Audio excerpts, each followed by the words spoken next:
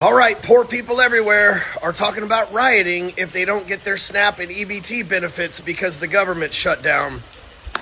Fuck, let's talk about it.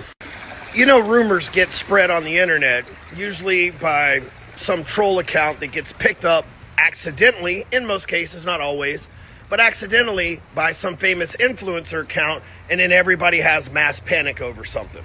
Well, that brings us to today, where Cardi B, who, is an astrophysicist type of mentality, has now gaslit her audience by saying that they're not going to get their EBT or their SNAP, which really says a lot about her audience. But they're not going to get their EBT or SNAP this month or next month if the government doesn't get their shit back together, and they should prepare for, to be broke, maybe riot, steal stuff. Matter of fact, I see a lot of videos on the internet right now with people saying if they don't get their EBT or whatever, I don't know how that shit works. If they don't get their money this month from the government, they're just going to steal from grocery stores. Which, by the way, taxpayers, cost us more money. It costs money for incarceration. So then they not only steal from the store, which costs the store and insurance money, they steal from us, the taxpayer, because now we got to use our tax dollars to pay police to arrest them. So they're still taking government money from us.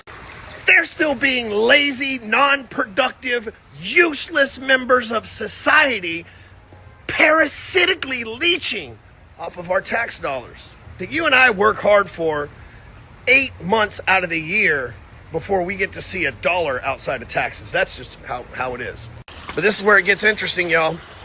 The low IQ crowd that needs SNAP and EBT doesn't understand that the government shutdown's not going to affect their payments. The government's not stupid. They don't want a bunch of poor dumbasses running around rioting, causing even more problems. It's easier just to figure out how to pay them with the government shutdown than it is to deal with the insurance repercussions, businesses being robbed and looted, and we know what the fuck's coming.